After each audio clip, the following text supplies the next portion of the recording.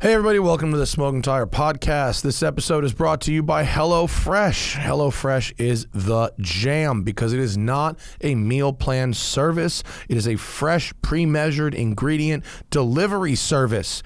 They make fresh, pre-measured ingredients and mouth-watering seasonal recipes appear at your door. Skip trips to the grocery store. Count on HelloFresh to make home cooking easy, fun, and affordable. That's why it's America's #1 meal kit. I like HelloFresh for a couple of reasons. One, you can choose from super healthy cooking to delectable gourmet options to vegetarian options. There's something for everybody. The recipes are tested and designed by professional chefs and nutritional experts to ensure not just deliciousness, but also simplicity.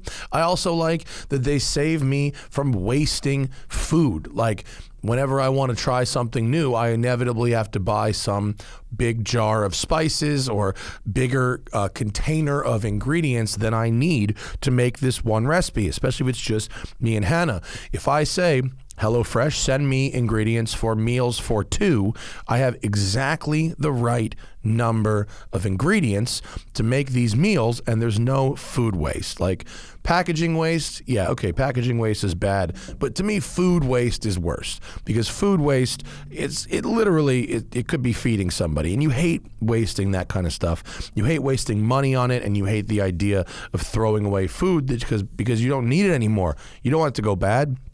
HelloFresh eliminates that. They offer 50 menu and market items to choose from every week, constantly rotating. You could pause it if you're going out of town or if you want to go out to dinner that week. And it's over 30% cheaper than shopping in grocery stores with pre-portioned ingredients that ensure you won't spend money on excess food that ends up going in the trash. I also like it because it allows me to learn new recipes, like choosing a new recipe from books or worse, the internet. It's hard. How do you know what you're feeling like? But with HelloFresh, they show you the photos, they give you the options, and then you make it. You keep that recipe in your repertoire for later if you want to go back to it. It's really good. I like HelloFresh a lot, and it saves me time. All the HelloFresh stuff I've made, it's never taken more than 40 minutes start to finish. It's really, really good. So go to HelloFresh.com/SmokingTire14 and then use code SmokingTire14 for up to 14 free meals,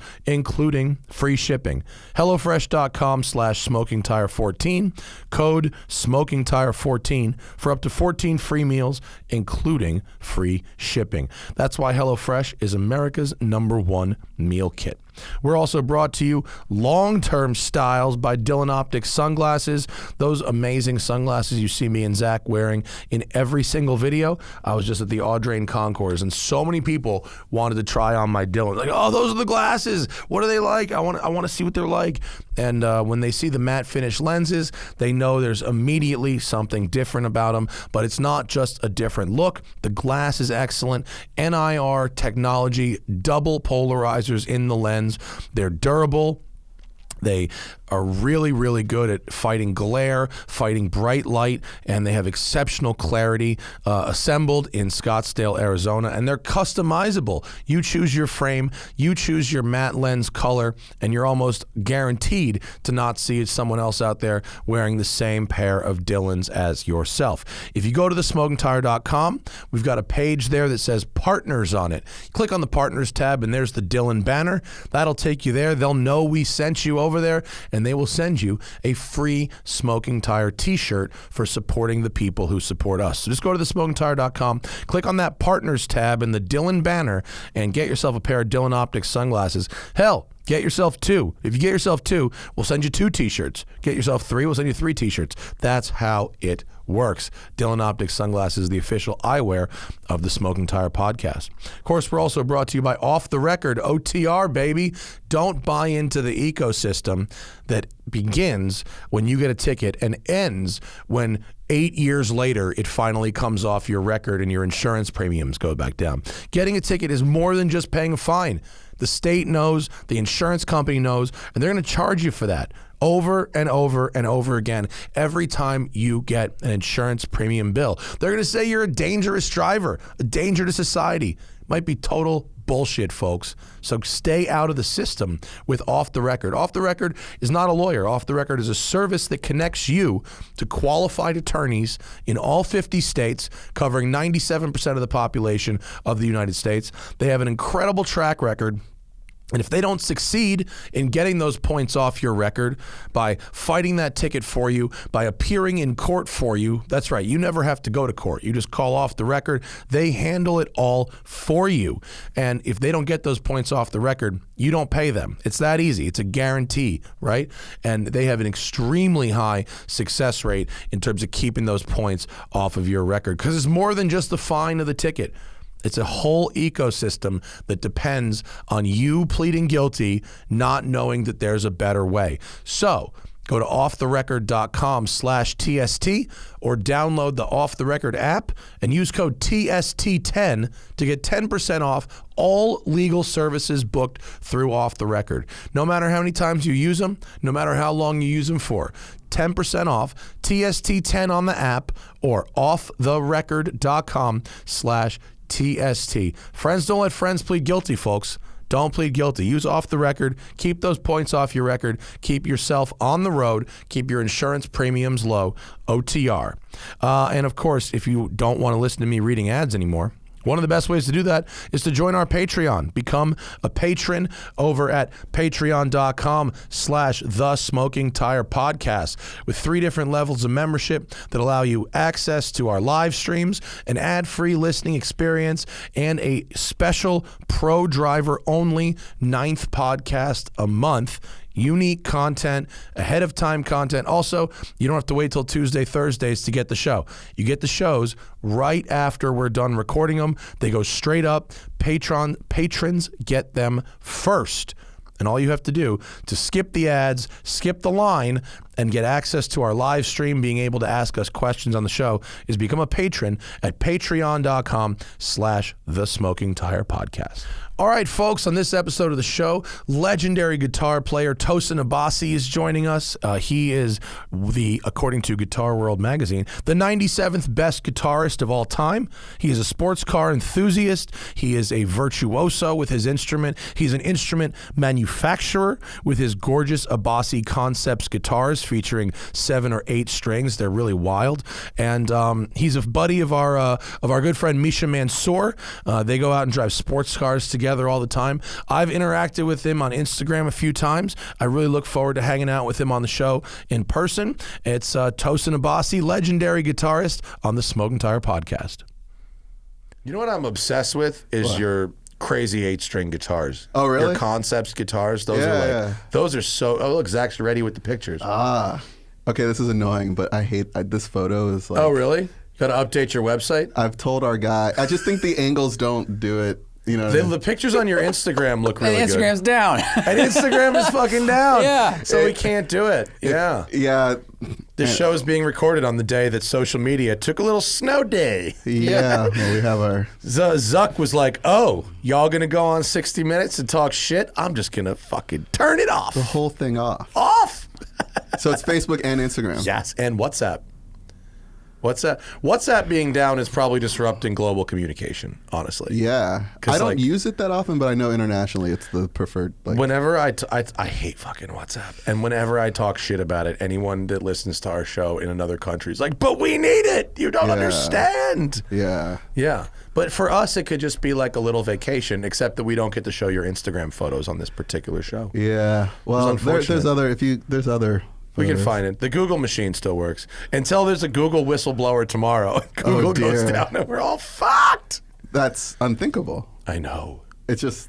I know. There's like 3 companies that have the keys to the internet. Yeah. It's a weird de facto dependence on private companies that have integrated our entire ways of life that are outside of government. Democrat. Yeah. They're bigger than country governments. Mm-hmm. Yeah. And I read a lot of people who talk about this stuff, and we're in big trouble. We're in something, I think. Because it's always like, I think it's happening in real time. Yeah. And who's steering the ship. Yeah. And then, it's kind of like we need like weird like philosophers. There's like all this moral philosophy. Like, especially like even when it comes to self-driving cars and like. Have you heard of all these like moral problems the car would have to solve? 100%. Like, and I don't even, kill what's crazy? the driver or the family on the car. You know what's crazy? I don't think for the people developing the cars that's even a question. I think it's like, nope, run the fucking pedestrians over. Really? Yep. You think they're... I think they're fucked. I think I honestly, especially if you look at some of the recent full self-driving beta V whatever videos, I don't think the pedestrians are much of a concern. Oh dear.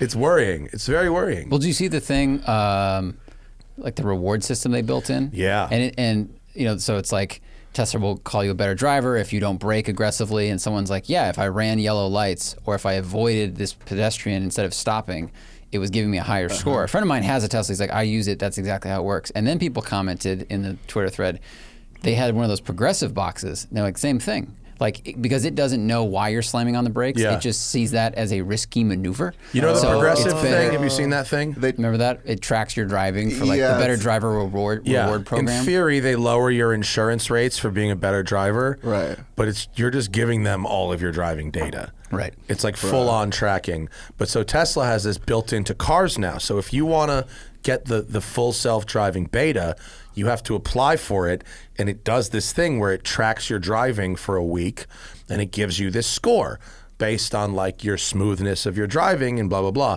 But there's ways to game the system, and everyone is gaming the fucking system. And so like one guy was talking about how he got his score to go up by driving around the block 4 or 5 times before getting home. Another guy was talking about how he could have slammed on the brakes to stop at a light that turned red, but by blowing through it and not touching the brakes, he got out. Yeah. And you'd think they have shouldn't their cameras notice that red light? Yeah. Right. That's the problem. Yeah. It's not great. Fortunately, you brought in one of the most fabulous analog driving experience cars and money can buy, the McLaren 720S. 720S. It's the best. I mean, it's probably the best sports car in the market at any price right now. Yeah, I think it's an achievement. Mm-hmm. I think it represents, that like we were promised jetpacks sort of thing. Like, I feel like the 720S. I was at Newcomb's yesterday. There was this old dude celebrating his birthday, and he wanted to sit in the car. And then he started walking around. He's like, "There's not a single straight line on this car anywhere." There aren't. Yeah, it's really, really, and curves are expensive. Straight lines are cheap and curves are expensive. Exactly, to manufacture. And I was thinking to myself, this car, it looks like it was 3D printed or something. The design language to me seems like just kind of very sculpted. Yeah. So, and it drives like a fucking prototype car in mode X and then like a Rolls Royce in mode B. Yeah. You know what I mean? Yeah. It's got the biggest like spread of comfort to performance. It's amazing. But it's funny because I watched your 720S like when it first came out. Yeah. And you were all about the car, but it did McLaren things, right? You're like, the launch, like, disabled, and so I avoided that car fully knowing how amazing it was, but like, I think there was a disproportionate like attention on like the things that can or do go wrong. So with what McLaren does because they're still a very small company that doesn't have as many resources as one might think for a company selling $400,000 cars, they use early development cars as press cars. Oh. And so those cars stick around in the fleets for like a little longer than other manufacturers like a Ford or GM or even a BMW or Porsche would. Mm-hmm. And so you have these issues that typically get resolved by the time it's a year or so into production of the car, but the journalists will experience them because they're still driving these really early build cars. It's almost like your beta testing. Except for we don't know that watching. Almost. I'm telling you now, and I've said it in some other videos, but that is what happens. And so your car's not at like a 17, right? No, it's 19. Yeah, so by the time they got to there, yours is like fine, right? It's sorted. Yeah. I mean, I got stress cracks in the windshield. But. Do you? Really? They replaced a bunch. They've replaced a lot of windshields. Yeah, they have done that rigid carbon, right? No, it's just really thin Help glass. me to understand that part. It's just really thin glass, move, right? Yeah, it's both things. It's thin glass, but then the rigidity of the tub is supposed to be like, oh, we can use glass everywhere.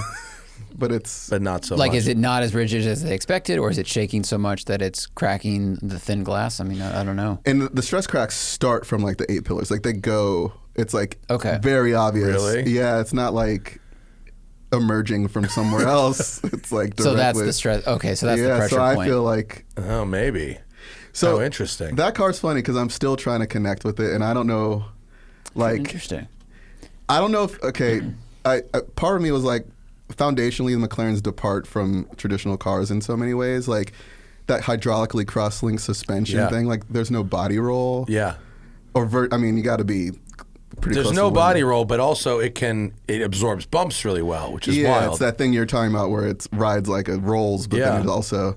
But like I had an Audi R8. I had like a 2010, and it was like a fast GT car. Yeah, those are great. They are. They're comfy. They're nice. You feel. And then I had a 488. Okay. Very briefly.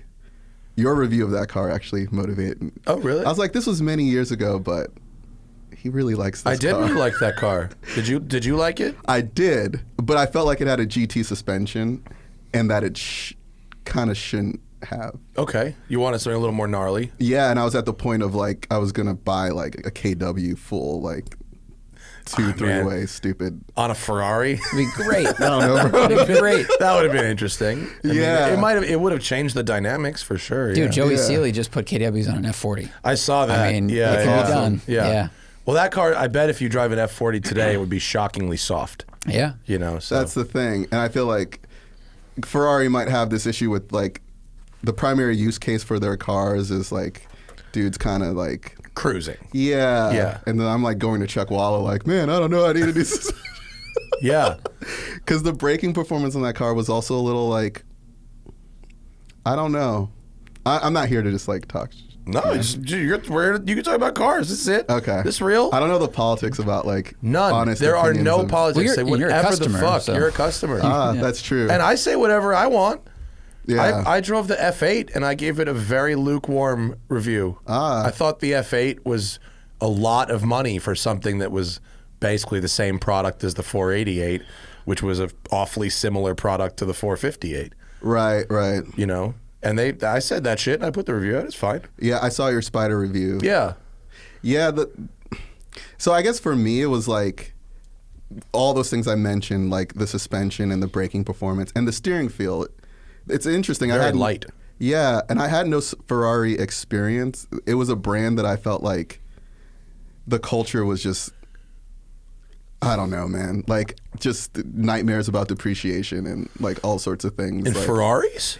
Yeah, this is like, I'm like outside looking in, like as a noob, just being like, oh wow, people who have these cars, they don't really drive them, and if you do, they tank, and so I was just kind of like, wasn't perceiving them as like, it's not like buying a GT3 and feeling fine about like, you know what I mean? Using it a lot. Yeah. And so it was kind of like intimidating, but I saw your review and then I test drove one. I was shocked. The 488, it's got a ton of grunt. Yeah. And it's really balanced. And I was like, damn, this thing's awesome.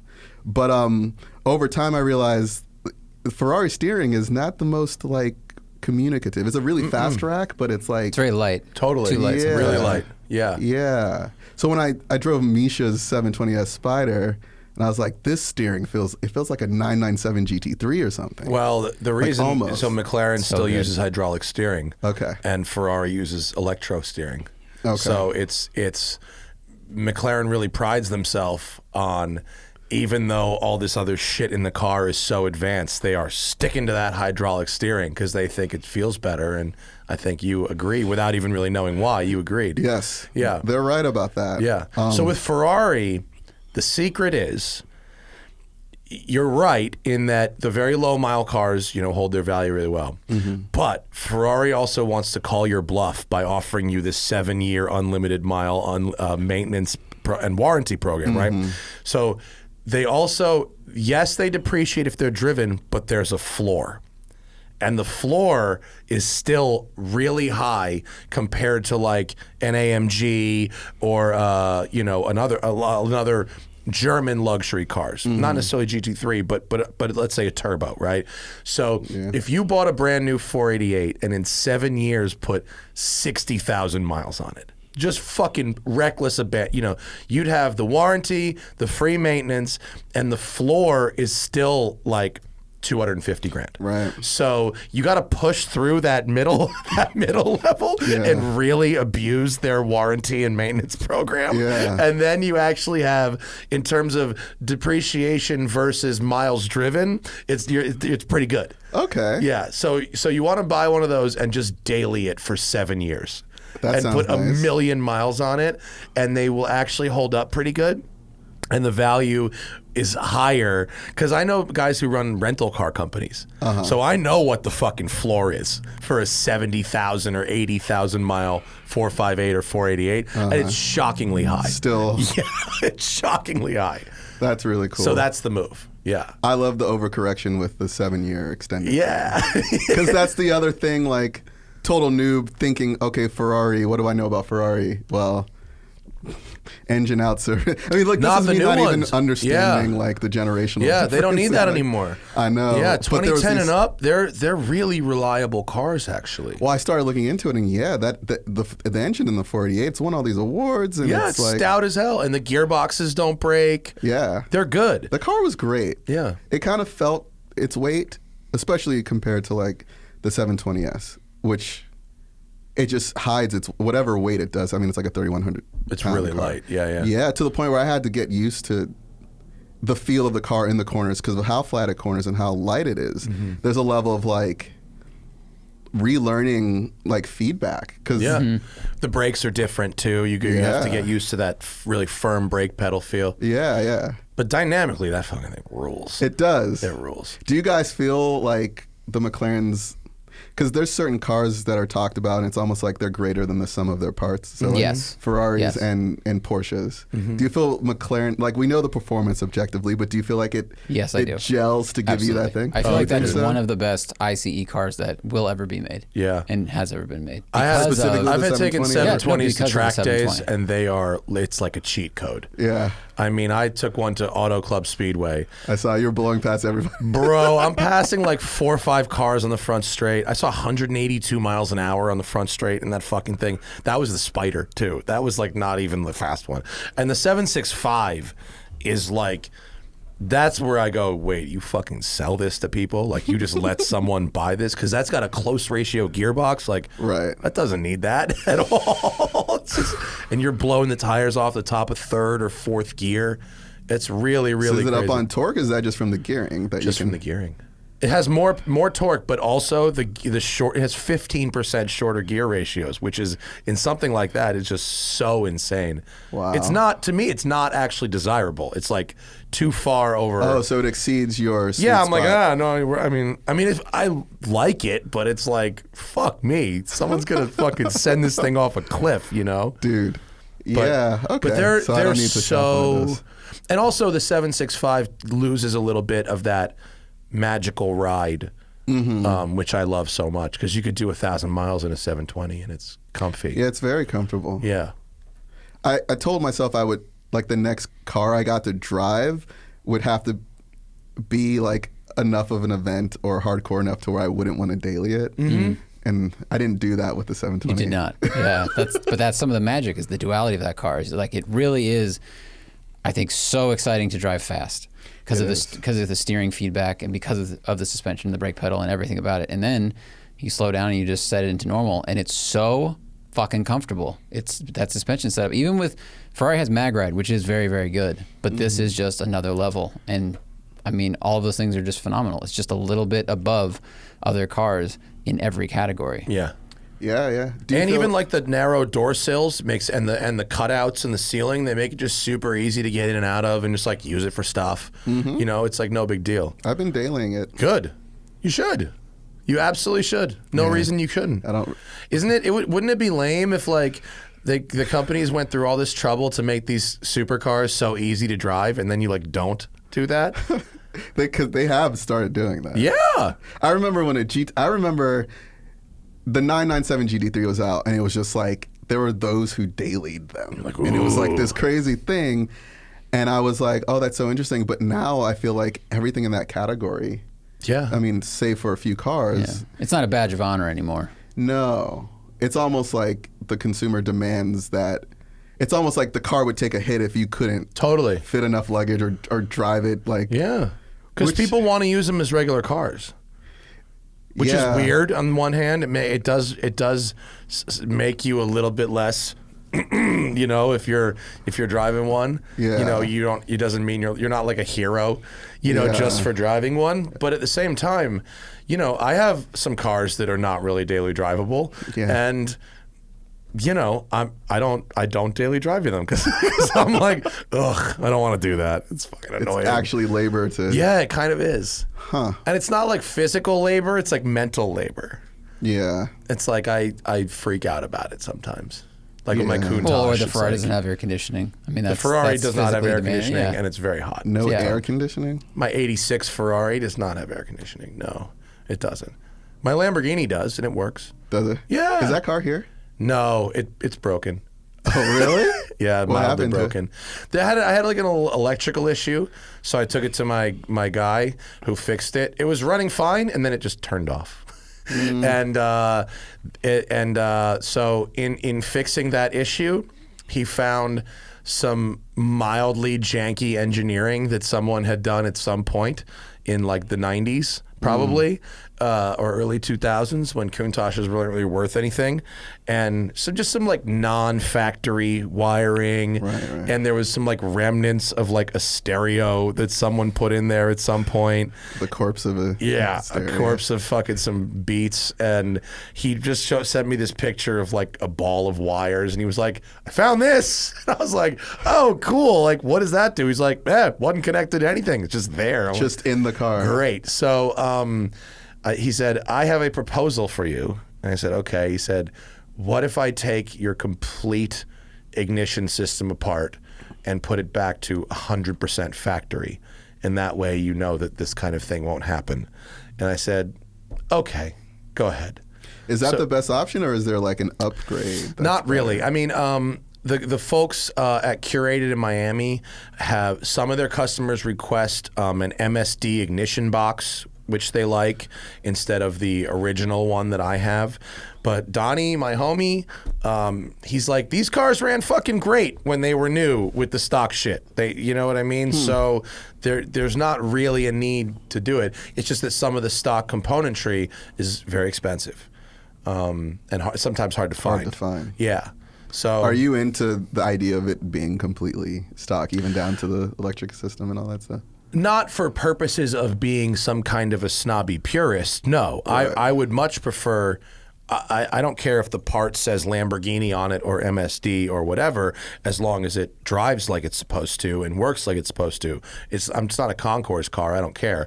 But like, there was some like Mickey Mouse Radio Shack shit in there, and he pretty much was like, you know, this one problem is fixed, but if we don't go through it, you're gonna end up with a car that sooner or later will let you down. And so I'd rather you didn't have that. It's fair. Fair enough. And you know, I'm very fortunate that I bought the car at the right time. It's worth significantly more now than it was when I bought it. And so if I have to invest a little bit of money in making it work properly, you know, pay the cost to be the boss. Yeah. You know.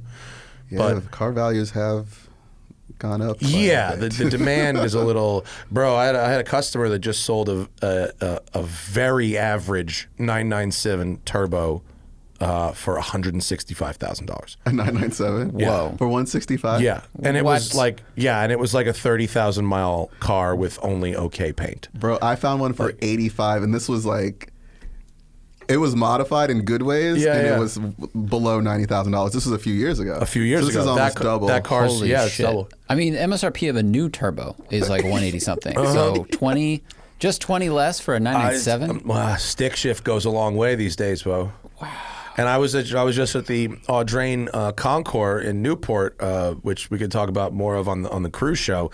But you know, I'm friends with all these sort of independent brokers, and the kind of stuff they're talking about moving at the prices that it's moving at is very, very, very high, very high. So, you know, it's the demand. The demand is high, the inventory is low. Mm-hmm. And, you know, if it looks good, sounds good, and has a manual gearbox, people want it. I'm so dumb. Why? Because my R8, I had the 6-speed. Yeah. And I had a Larini Sports Club. I guess that must have sounded kind of good. Sounded so good. It was a 10 or an 8? It was actually it was 2012. Oh, so it was a 10. Okay, cool, yeah. Yeah. No, I meant a V10 or a V8. Oh. Yeah. It was a V10. Yeah. It was the one you want. Well, depending the on who you talk V10 to. with the stick was the shit. Yeah. Yeah. I must have put 30,000 Canyon miles on that car. Good for you. Good for you. Nothing ever really happened other than some like minor electronic stuff. But more of the stories I got out of it probably in like February or something. Oh man! And I was not aggressive with what I wanted for trading. And I've seen these things. Oh no! I'm just like I should have just held on because I still like. You can't beat yourself up over this kind of stuff. Okay, I mean, let it nobody go. knows. I mean, you know what? Nobody knows. I bet in March you thought you were a genius because everything fell apart and you're like, I'm glad I got rid of that R8. And then 2 months later, you're like, oh shit. No, I mean, Low-key nobody knows. I Yeah. mean, people, you know. Bro, old Ferrari Le Mans race cars were $10,000. Right. You know what I mean? Right. And you had to like really love the car at that point to want to get into it because it was old racing junk. Right. You know, and it's just, but you can't beat yourself up on that.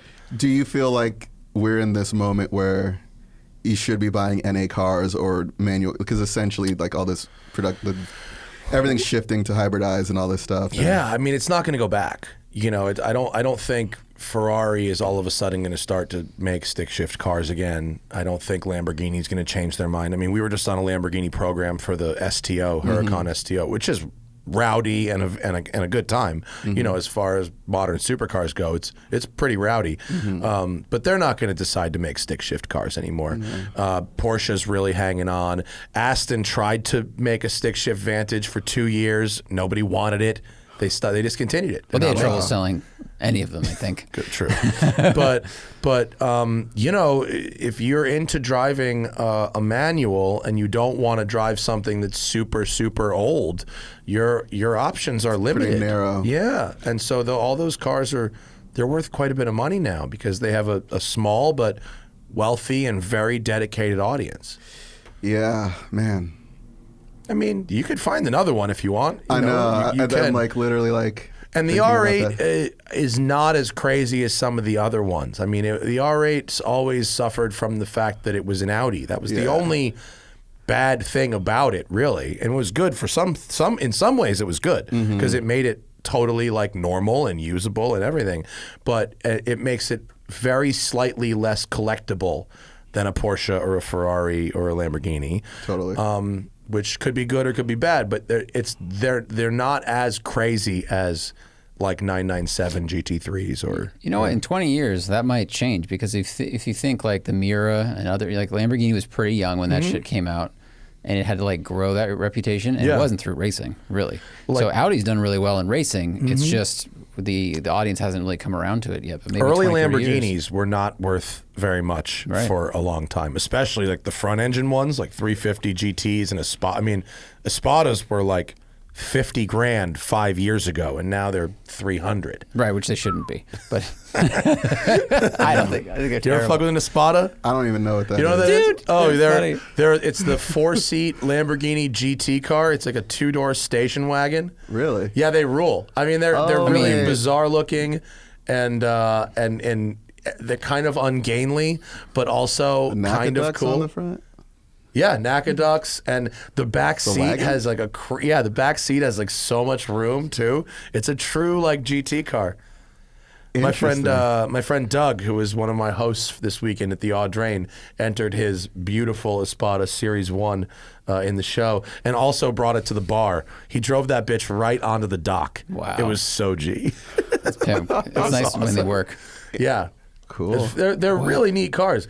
And our friend that one Performante treatment? This one Zach has a photo of is by a guy in Europe called Danton Arts Customs, who builds really, really insane. So that's a real car. I don't know. I don't know how much of that is real and how much of that is just fabricated up. but it looks fucking nuts. It looks kind of cool. It looks very cool. The question is, does it start and run? It could be. It could be based on a real car. That guy might have built that at the time that those cars were still reasonably cheap for a nasty one. But there's one down in there that's got a weird body kit on it and like knockoff wheels. Oh God, that's weird. With the NSX wing. That one's gone wrong. I think that one's not so good. But yeah, no, I mean, don't beat yourself up. You have an excellent machine outside. It's cool. Yeah. Like I said, I'm still waiting to like. So yeah, what is it that you haven't connected with? I don't know if the car is sterile. Like it performs so well, but it does it so. It's a very sorted car. I guess what I'm getting at is, I think to get the chassis to move around, you got to be going like really quite fast. Yeah. So there's that. The limit is so high, and then like, it doesn't have the greatest sound in the world, and like, True. I'm used to cars that like. You know when the shift just from like listening to the car, and this is a bit different. Yeah. And then I feel like at the limit that car is a little opaque. It'll do things that like aren't super transparent. Like you're just not, just like the way the like ESC dynamic works, and like it'll, I guess what I'm getting at is that because it's kind of like high tech, I feel like there's a layer to the car that isn't as straight ahead and mechanical. Have you got if you get a chance, like at a track environment where it's safe, have you driven it full off, everything off? Only in like turnouts to be like an idiot, just to see how it. I really recommend trying to run some laps with everything off. Really? Yeah, because it's not nearly as scary as you think it'll be. When you do, it doesn't. If you're progressive on the throttle, but you use your weight transfer to initiate some oversteer at like safe places, like the big wide hairpin at Streets of Willow, or the infield at Auto Club Speedway. There's some places where you can do it. I have managed to do some very smooth, nice, easy sliding in it, and it didn't bite me in the ass. It didn't do anything weird. It didn't snap back. It was fucking fun, like really fun. Okay. And I wouldn't recommend going up in the canyons and going full off just for safety reasons. Totally. You don't want to fucking go down a couple hundred feet upside down or nothing. But never want to do that. But I totally know what you're talking about with that layer of intervention. But you can turn it off, and if you do, it's not as scary as you think it's going to be. Okay. Seriously. Okay. Yeah. You just need to get into the habit of squeezing the throttle like it's a balloon, not stabbing it. You know what I mean? Like you might do in an older like NA car. Yeah, see, that's the other thing, because it's the throttle response isn't as linear. And so like turbos. Yeah, so even when you're in the sweet spot of the revs, you do get a pretty immediate response. Yeah. But it's kind of like that expectation that like linear input gives you the same response. It's not quite there. Yeah, but you might have to also get a Porsche.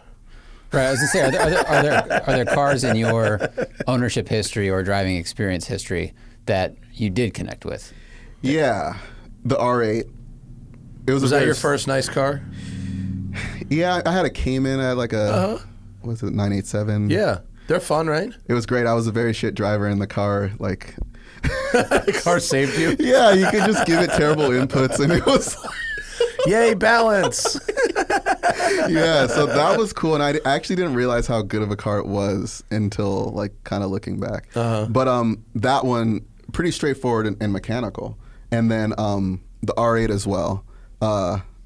So I think for me it might be the turbo situation, and as well as like the 720S has like an open diff in the rear, and for instance like the 488 it's got that E-diff situation, and I found that it was actually this really cool. It's almost like you could steer it with the rear. Like if you gave it throttle with steering input, it would just like aggressively continue that angle of input. And you felt it though. You felt it at the rear. And I feel like the 720S, it doesn't feel as conspicuously like, even though it's a rear wheel drive car, like I don't know if it's intervening at certain points. So I guess I have connected, and the connection might be a degree of how well you can predict the car. Sure. That's what it feels like to me. Like you do something, you know exactly what's going to happen. I'm telling you, you got to try it with everything off. I think it drives a little different. Yeah, I could see that. Try it. And fucking do it in the canyons. Just don't like send it. You know what I mean? It's not going to. I got some track It's days still got coming up. crazy grip. It's not going to like jump out at you and do something insane. You know what I mean? It's like, it's not only not getting wheel spin because the traction control's there. Like your foot helps. Your foot does it too. Right. You know? It's hard. You do wonder with that car, like, is there a wizard behind the curtain that is managing things? Because it is so clever. Like, I know what you're saying. Yeah. And we filmed it, me and Dio Shahara, and he turned it off and drifted the hell out of it. I did like a little bit, and he got out of it, and he's like, he really liked the car. And he was amazed by it, but he was like, I don't know if everything's off, even though he had it in off, just because of how it felt. And it could have just been the way an open diff feels versus a normal LSD or something. But he just said it felt very unique. I think it's the diff thing, because isn't that a unique feature to like a modern car? For a car of that price point to have an open diff, is unusual. I mean, he's probably driving like cars with welded diffs. I mean, he's literally driving Formula D he's cars. driving, very expensive LSDs. Yeah. So it's a car. He has diffs designed for him. Really? He's a Formula Drift driver. Yeah, that guy's sick. I see right. it. But they call Quaif or whoever, and they're just like, we need the one that doesn't explode with 1,000 horsepower, but it's mechanical and you can adjust it and all that stuff. Like that's what they normally run. A lot of these manufacturers are going with an E-diff type setup that uses a combination of torque vectoring and brake vectoring to manage it, as opposed to a more traditional, just mechanical LSD. With Porsche, a lot of the manual gearbox cars will have a mechanical LSD, and the PDK cars will have an E-LSD. And so, and so I recommend the sticks. Yeah, I do. Yeah, I did the new 911 GTS with a stick. Very, very good. Ooh. The GT3 is obviously great. I'm a fan of that car. Although I prefer the one Misha's got to the new one, actually. Really? Yeah. Why is that? Streetability, mainly. The new one's more like hardcore. The new one, they have bumped it more to race car. Okay. And two of the ways they've done that, I find to be less good if you're not on the racetrack. Right. One is a super lightweight flywheel, which makes you got to like really feather the throttle. The engine has no weight of its own, no inertia of its own. Is that it's better for rev matching? Or? Well, it's better in terms of if you have an engine that makes the same amount of power, but you want it to feel more powerful without making it more powerful. It has less resistance to revving up, so it revs up faster. Mm-hmm. But if you're just creeping around a parking lot or driving in traffic or whatever, the engine needs a little bit of its own inertia, and I actually stalled it a few times, which is not something I normally do in modern cars because I'm a decent driver. And if you have a PDK, it handles it all. You don't notice it. You only notice it with the stick. Right. Because I guess with a light flywheel like that, it also drops as quickly as it rises. Correct. Yeah. And if you are a little quick off the clutch, you can stall it because the engine has less inertia. So I prefer the last generation one for that, and the new one's a little darty. They've got wider front wheels and they've got this new front suspension. And on track, it's like, how do you make a car that's got no extra horsepower go 17 seconds faster on the Nürburgring? Well, you do race car shit. Yeah. But that race car shit doesn't necessarily translate into your everyday experience. And they've taken away some of the beautiful daily usability that I loved out of the last GT3. So I think that one is like the fucking perfect one. Okay. Yeah. I feel that. But that's just me. I feel that. I'm not going to shit on anybody who gets the new one. The new one's pretty cool. They look good. Oh yeah, they look rad. They look sick, especially in the touring where they body color paint those nostrils in the front, so they're not just black nostrils. Oh, okay. Yeah. The touring is like I've seen the least amount of photos of the 992 touring. It's the one. It just doesn't have a wing. Yeah. It just doesn't have a wing, and some stuff is painted different. Other than that, it's the same. The same suspension, same setup, same everything. Yeah. Yeah, Anyway. I want. All right. Well, you one day you may have. We'll sell a few more guitars. Yeah. So, Yeah. what got you into cars originally? Oh, was man. it always? It wasn't an always thing. So I used to live in DC, and we have a good subway system, and I was just like this kind of hipster artist who was like, cars are stupid, man. I didn't need one, and I just thought that the direction that we would like evolve societally would like further and further eliminate. I never had a car experience though. That's the thing, and I wonder how many people have never, like being a quote unquote supercar owner now. Like I'll take people out and they're just like, whoa. Yeah. Like the mechanical grip, like all the things that you have in these cars, people rarely experience unless they've been in something like that. I tell people all the time that any McLaren will be the fastest car you've ever been in by like a lot. Well, even okay. like the slow one.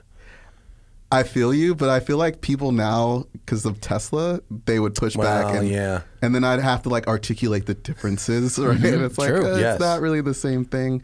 Because not all speed's created equal, right? True. Which is another McLaren thing that like part of my brain is stuck on, because like how it makes the speed, you know. But moral of the story is Car Journey didn't really have any real connection with like a real driving experience, and so they weren't like this thing. Design-wise, they always looked cool, but they were always this abstraction. Like maybe one day you saw a Lamborghini or you saw a Ferrari.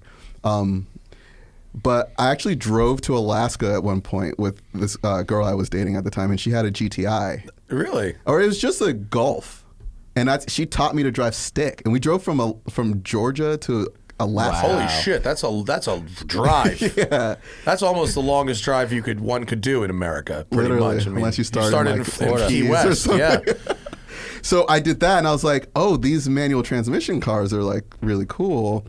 And it was a hot hatch, and I was like, man, I like this thing. It introduced a degree of enjoying driving that I wasn't used to. Sure. Can I ask how old you were at that time? I was like 21 or 22. All right. Yeah. So Mark 3. I don't know what version of the Golf it would be. It's probably, what was it, like Mark 4 maybe. Like a 2000 and... It's probably like a 2000 or Mark 98 4, or something. Mark 4 probably. Yeah. So I ended up, after all that, I ended up buying a GTI. Okay. And this one was turboed. And I was like, whoa. But it had hella torque steer and stuff. Yeah. And the guy had swapped a larger turbo onto it. Oh, shit. KO4 swap. Right. Always the KO4 swap, right? Yeah, car was a mess. I like blew all the valves. It's terrible. But then I was like, German cars are cool. 6-speed manuals are cool, and torque and horsepower, like, you know. And since that car was like toast, I remember I was talking to Misha, and he was like, "Have you heard of this? Have you seen the Porsche Cayman?" He's like, "It kind of hits the same markers," and they were pretty like affordable at the time too. It was probably 2012, I think I got one, or 2013. Yeah. It had maybe like 17,000 miles on it or something, whatever. But that was, to me, the first step into something that was like, I mean, we're talking Porsche steering, and that mid-engine balance. and that gearbox. And from there, I was just like, okay, cars are great. And I went down this rabbit hole of just reading reviews and just trying to understand, because I was afraid of the purchase in a way, and I was just trying to learn about the car, but then I started to read about what people really liked about it. Mm-hmm. I remember being struck by like the fact that people like wanted it loud and stuff. I was like, I don't care about that. But then when I got how times have changed. Dude, it is so funny how much more you can enjoy a car if it sounds like kind of violent. Do you know how many you know how many fucking terrible cars people just love because they sound good? Like there's like Triumph TR6s and shit, all these old British Triumph cars. Just people that are just shitbox fucking British cars from the 60s and 70s that fall apart at one pothole, but they sound like almost Ferrari or Italian like. Most muscle cars, that's true. Every muscle car. Yeah, they sound so aggressive. Yeah. It's interesting that you weren't into the sound of the car because, you know, you were obviously pursuing a career in music. So for you, was it did you originally like the sound of the car, but you didn't care if it was louder and like amplified, or were you just, you weren't that into the exhaust sound, period? I think it was, I had no experience with like working for speed within a power band of like a naturally aspirated car and understanding like the relationship of the sound to like what you're doing with the car, and even the type of engine that's in the car. So I guess it was just more of a like, I hadn't had the experience yet to even develop. I mean, I've heard stuff on the road, but I wasn't like, I had never really heard an exotic before, like a V10, like. So I guess for me it was more like I was looking at just like performance on paper. Yeah. And the sound part is not a thing you can put on paper. Whether it's like, well, it sounds good or doesn't. You need sound the good. YouTube for that. Can't read it in a magazine. And I got in the Porsche though. What I love about Porsches, and I realized it the first time I drove my first modern Porsche, was like the engine didn't feel like it was ever being strained. You know, you could wind it up, wind it down, whatever. But like other cars, like I grew up driving Mustangs, which and then the first time I was like, oh, wait a minute. It doesn't feel like it's going to eat itself at 6,000 RPM. Right. You know what I mean? It feels like it wants to live there. Like it wants to be there. Yeah, like a Mustang wants to be idling. Yeah, that's that. Glub, glub, glub, glub, glub, glub, glub, glub, glub, you know, or like shifted 3,500. Yeah, you know? it's a totally different thing. Yeah. So look, I think what actually, so I was in the Cayman, and that was stock, and it was a great car, and I got the R8 because it was like, okay, more cylinders. Yeah. Still mid-engine. Yeah. Still manual.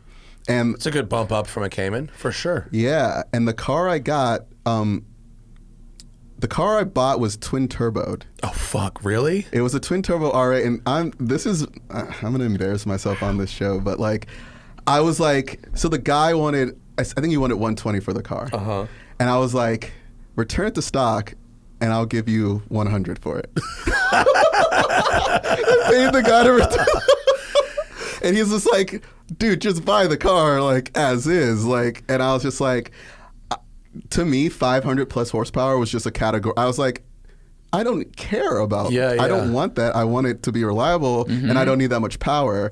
And the spec was great. That's why I wanted this car. So he returned it to stock, but the guy who was like undoing the turbos was like, you're gonna, you know, I've got this Larini exhaust. I'll sell it to you for $500 if you want it, and I'll just throw it on. I was like, sure, bro. When I got this thing back, it was it was basically straight piped V10, and that engine's glorious. Yeah. And like, I probably still have a video, like, I mean, it was setting off car alarms and stuff. And I remember I got up to third. I did a pull. Yeah. And it was like, it enhanced the experience of driving that car so much. The fact that it was loud. Yeah. That I almost couldn't buy anything not NA after that. I was just like, dude, this is what's up. my This is monkey shit. brain is just like on right now. Yeah. It's flamethrower. Yeah.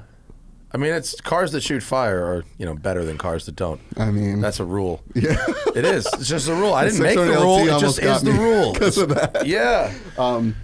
Was it okay though? Like when you returned it to stock though, it didn't have like any issues from being like turbo, right? It was good. It was good. Yeah, cool. It was fine. Yeah. Whatever happened to the turbo kit? That dude turned around and sold it to someone else for another 25. That dude double dipped for sure. Yeah, I wouldn't be surprised. What color was it? You like the spec It was that white. much? It was like the Panda. Yeah. With the black blades.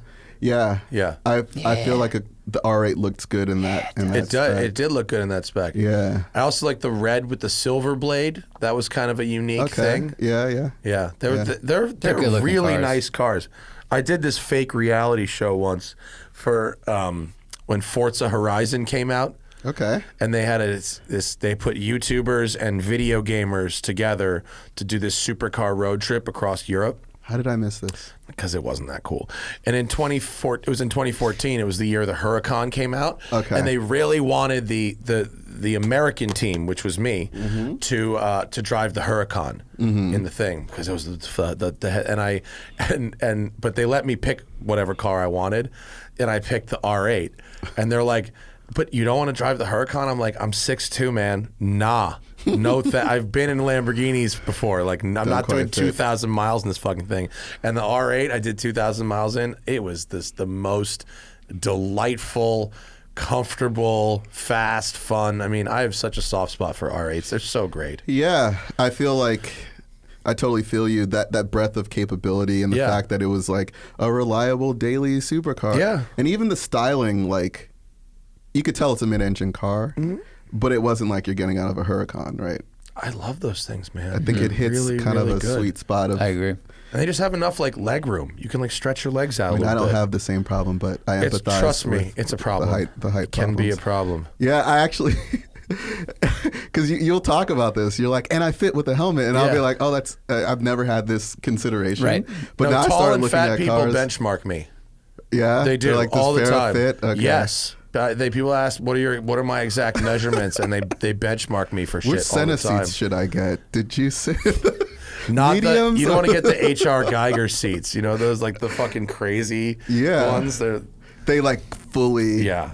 You can't even like see to your left or right. You know what's funny about those seats? You ever sit in them? No. Are those the ones that are like in the challenge car? Like if you get like a 488 Challenge Evo or something? So if you get an actual race car, you get a race seat, but it's not the same as this one. These seats, I don't even know what. I think they're just called like competition buckets or lightweight buckets or something, and it's those. They look like they were designed by some torture chamber person, and they are really very light.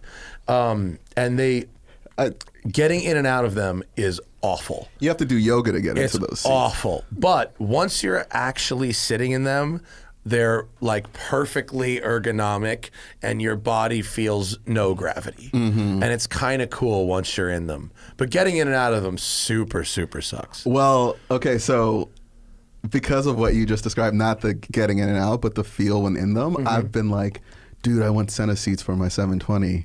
But I'm like, I probably shouldn't say that. I wouldn't. Not if you want to keep dealing it, man. Because sitting in these is like sitting in an open bucket. Like you drop in, literally, and then you have to like rotate. And yeah, once you're in, they're great. But if you had to get in and out, and you're going to coffee, and you're going to the grocery store, and you're just doing all that stuff, like. I will say they're better in the 7 Series cars, like because you can get that same seat in the 600 LT, which doesn't have roof cutouts. So now you can't drop in from above. You're folding yourself. You have yourself. to crawl in the opening, and that's terrible. Yeah. At least in the 7 Series cars with the roof cutouts, you can plop in from above a little bit, and that helps a lot. Okay. But still, it's suboptimal for running errands. But what I like about these seats, there's a problem I think with like the Ferrari or the McLaren is the normal leather covered seats are not that comfortable, and they also don't feel that special to me. Like the Ferrari seats have really thin leather and thin support, whereas Porsche feels like it holds your body up a lot better. So it just doesn't feel like as high quality a seat, and they don't feel as special as the rest of the car, which those obviously do. You're so right, because so my 488 had like, I guess, the comfort seats. Yeah. I was like, These I aren't think that they comfortable. designed, because you nailed it. You're like, they're not even that comfortable. Yeah. So they're not benefiting from that, but they don't give you any of the support. And I was like, I feel like they do this on purpose. They're still like to funnel you upwards. Yeah, they do. Because they're like, you don't want these seats. You want the No, they sports definitely seats, do. right? Yeah. The Ferrari has like 4 different seats for each model. There's like the Really? base one, and then there's the adaptive one, and then there's the sport one, and then there's the carbon one. Right. Yeah. Whatever. We know. Now we know for Yeah. next time. That car's gone. No regrets. No That car's gone. Somebody else got that thing now. I like the way it made its speed. They were very fast. Very, They very were. fast car. Yeah. It was not a slouch. It was just a little, and I had a pretty aggressive track alignment. I had like -2.5 in the Oh, you front. did? Wow. It transformed nice. the car. Oh, nice. The turn-in was, Ferrari racks are so fast too. It's kind of like, You know when they bug you out? Have you tried an 812? I did. You tried when Misha had one for 5 minutes? Did you try it? I did. When you put that steering rack in something where the front wheels are like way over there, it really bugs you It's out. weird. The F12's like that too. Yeah, same thing. Yeah. Yeah. Misha didn't. I haven't spoken to him since he got his 720. At least not like at length. But he didn't. I guess he didn't really take to that 812, did he? I think he felt a little. I don't know. This like the condition of the car wasn't exactly what he thought it was when he got it, and then I didn't have like a rear camera and like that's CarPlay, and they annoying. said like stuff like. And I think For CarPlay and a Ferrari, they charge you $5,000 for that. I know, bro. And mine had it, and every time I press that button, it's like a physical button too. I'm like, you don't need a physical button. Like, Well, because that system was built on such an old system. Like that system was built like before CarPlay was a thing. so they had to. They had to figure out how to adapt the CarPlay to the old system. Right. They still fucking have that system. The F8 still has that old ass system in it. Yeah. They're a little behind the times when it comes to and that's maybe for the best because we drove the SF90 with the touch buttons, and it's a nightmare. Oh, really? Yeah, it's not good. It's like haptic or something. Yeah, it's bad haptic. Did you drive that car too? Yeah, twice. So You can lock those haptic buttons though. They told us that there's an update where you can Oh, really? Yeah, they told me when I was in Italy, like you can lock the steering wheel buttons. Oh. Which is good. Oh, well, that's good news. Yeah. That's like a major selling point. Yes. They should put that like Put that on the box. on a windshield Yeah. banner. Yeah. So you're like accidentally. Me and him both Constantly. activated voice command while driving and trying to like do in-car reviews. Yeah. Yeah. It was like, Ruining how can we the- help you? And Matt, I left it in. It's hilarious. You're just like, shut up. Stop. Yeah, it was not good. All right, so And the Roma has it as well. okay. Yeah. So SF90, this would be that next tier beyond.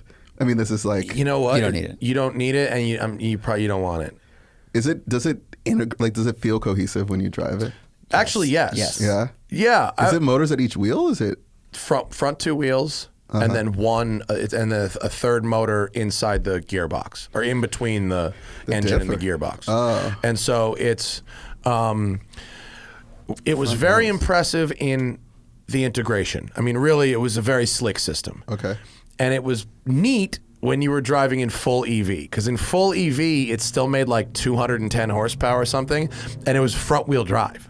Weird. So in full EV, you're driving a front-wheel drive Ferrari, $1 million Honda Civic. yeah, Is what you're driving. which is mildly interesting. On the other hand, it's not. I mean, on a track, I'm sure it is, but on a canyon, it's not significantly faster than a 488. Wow. I mean, in a 488, that's a fucking fast car, isn't it? So it adding 300 horsepower to that car isn't what's going to make you go faster. Right. You know what I mean? It's going to be. It's just that's not what's slowing you down in the canyons. Totally. It's also adding a bunch more weight, which Right. you can feel. Okay. And it's not particularly interesting. It's not that much more interesting to drive than the other cars that they make. And it's one of the least interesting 1,000 horsepower driving experiences you'll ever have, compared to a 765 LT, which has no electric motors and has less power, but is fucking terrifying. Yeah. You know, in its delivery, and just as exciting as cars get for less money. So Okay. if I wanted to be that level of extreme, I would go with the 765 LT. And if I wanted to spend $1 million on a Ferrari, I'd be looking for F40s.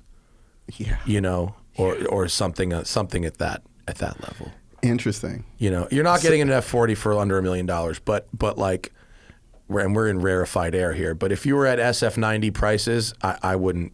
That's not where your 900K would go or whatever. No, I'd be going to Singer or Gunther Works, Yeah. or one of those guys that would give me a properly engaging experience that was the fizz. All right. So do they have anyone, like, does Ferrari on their design board have anyone who's like kind of like coming from your perspective of like these like performance, like on paper, adding horsepower and hybridizing and car and stuff doesn't always translate into a more engaging driving experience. Are they doing it merely because of this arms race of like? Yeah. So, but They want to win. okay. Well, it's really easy to present to an existing customer who walks in like, hey, I have the old Ferrari. What do you have now? And they go, well, the new one has 1,000 horsepower. And the customer's like, well, wow, my other one has 720 horsepower or 450 or whatever it is. So I think all the companies can go, well, I have 1,000, you know, and the McLaren only has 906 or whatever it is. And whoever can have the bigger number, there's a lot of customers that buy cars like that. I mean, I'm sure we've all seen people on the internet that comment and they go, well, the other one is a little faster to 60. It's like, yeah, in the hands of the magazine who like destroys the transmission to get that time, sure. But if you just put them all like in a row and you drove each one, they're probably about the same speed. You know, so it's more like what company do you like? Do you like the sound? Do you like the way it looks inside? Do you like the design of it? Yeah. But I think, there's a lot of people that just want the newest, fastest thing. And for companies, it's a lot easier to add power and speed to what is really an existing formula than it is to like add way more grip or like Reduce or weight reduce without weight, weight. which is Somehow like not improve happening. engagement, you know, Yeah. without, Yeah. you know, nobody wants not nobody, but Porsche is interesting because the most desirable car they make, the GT3, is not the fastest car they make, you know, and so that's an interesting dynamic that I would hope other companies would look at and go, that formula's working. over, you know. Yeah. But it doesn't seem like that's happening. And I feel like they spent decades building that market, Right. and the market going to them, and so they're really lucky to have that. Yeah. That's the part that is kind of interesting because the abstraction that is a brand is a very interesting. Like being having this guitar company, like we wanted to create something aspirational. Mm-hmm. So there's like, on paper, your guitar can have similar specs to a different guitar. So then you enter this realm of like psychologically, like, why would someone spend more on this or whatever? And some of it's down to design, but some of it's down to like actually creating a brand. Yeah. And I think Porsche and Ferrari have done a really good job. I mean, Ferrari is like one of the strongest brands on the planet. Yeah. Ferrari makes more money selling clothes than they make selling fucking cars. Are you serious? Yes. Their licensing business is worth more I than did their not car know business. that. Yeah. But so it's kind of like a brand permission thing. Does Ferrari have the Porsche could make 500 horsepower GT3s all day long, but Ferrari can't put out a 500 horsepower car. I think they probably think they can't. I think That's a better Yeah, I think answer. I think they probably think they can't. Yeah. I think if they tried to, they might have a different experience than if they made a really great looking, beautifully sexy 500 horsepower car with a gated manual transmission. Lightweight. I think they'd probably sell a lot more than they think they Dude, would. I think you're so right. You know? And they're taking design cues from the past, like with the 296 GTB and Sure. stuff like that. But it isn't like, it's just an aesthetic cue. It isn't like the car feel like, I mean, I haven't driven it, but imagine No, if it's not. I mean, I have a 328, you know, and Yeah. the new ones don't drive like that. we're never going to get that, but But I mean, you can trace the styling from the Dino, you know, the 1969 and 70 Dino through the 80s cars, and then they kind of went away from it, and then it went a little back to the Dino with the 488. Now where they've got their side scoops, you know, it's got some of those elements of Dino styling, and the 296 I think has even more of that. yeah. I think, I don't know their exact business, but I think there's an opportunity for them to come in under what they're doing with SF90 and the 296. And although 296 is clearly a reference to the 206 and 246 Dino's range, you know, to come in with a manual transmission car and do that. What I don't know is if the regulations, you know, in Europe will allow them to build that car, if they're capable of building that car and having it pass all the EPA and all the stuff that it needs to do. You know, Porsche, I think, can only sell GT3s because they've got pure electric and a lot of hybrid stuff in their lineup. You know, hybrid Cayennes and hybrid Panameras and the Taycan.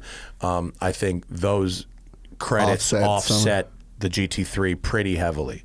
Oh wow. Yeah. They probably have to take some hits in other ways in order to continue selling the GT3. Otherwise, we'll have the Ferrari Signet. You know, like Aston had that. Aston had that smart car. Remember you that? See that? No, was it the Smart or the Scion, the IQ? Oh, it was based on the Scion, right? Yeah, Aston Martin had to sell a hatchback. Really? Yeah. This Oh thing. wow, it is That an was- Aston. Yeah. What? Yeah, it was the Toyota IQ collab with Aston, and they had to build and sell some of these fucking things. Just had to do it just to so like, they could keep making V12s, NA V12s. They need to offset with this little shitbox. This is This is why hilarious. I think a lot of the supercar companies are applying for some sort of exemption in Europe for their emissions, because they're like, we're small manufacturers.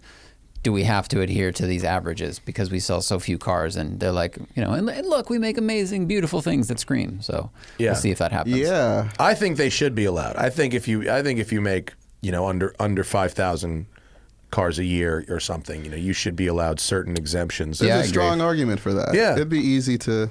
Also, the class of car, like you could even look at average miles driven in a year. I mean, it's so below. Yeah. Compared to, you know, all, you know, Super Duty trucks, you know, running Right, 100,000 miles a year Yeah. and getting a fucking chicken tax. You know, I'm going to have to buy a shop truck in the next year. Why?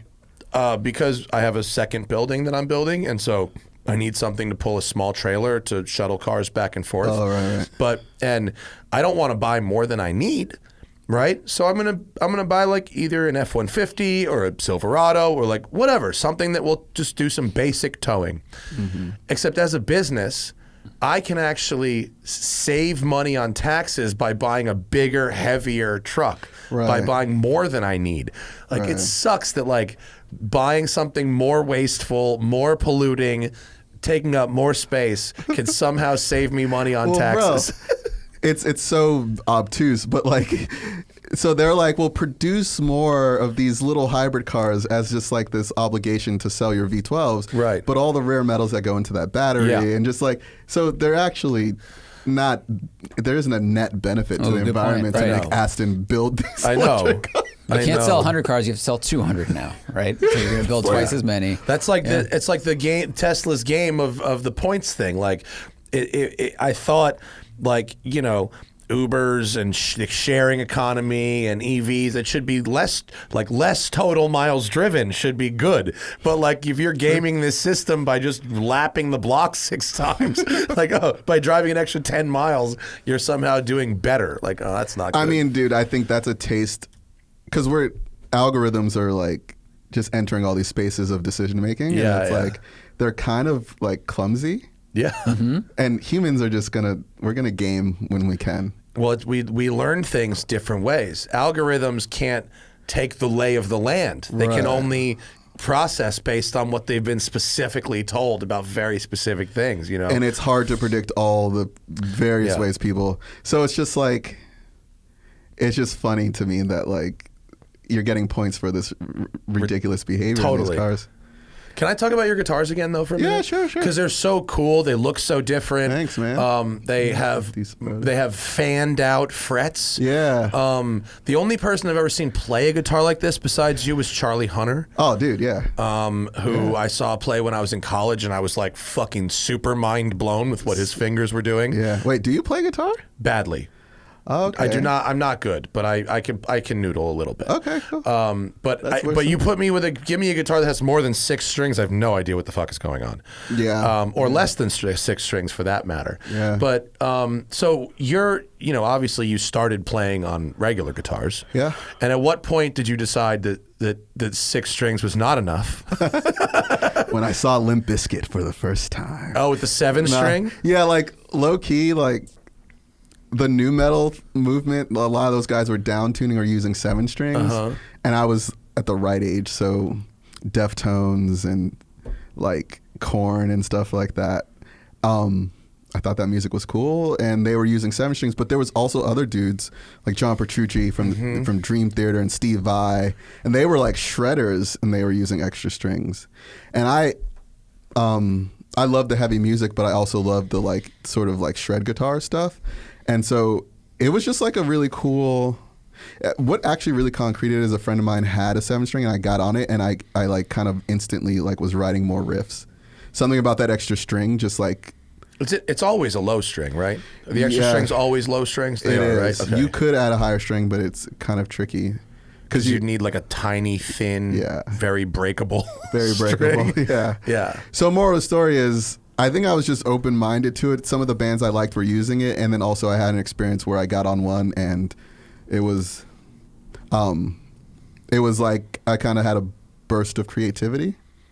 So I just kind of like rolled with it, and it became more and more popular too. Like that whole new metal wave, there was like quite a bit of 7-string usage, but then it kind of like waned a bit, but at that point it didn't really matter if it was popular or not. I had decided that it worked really well. It was just your thing.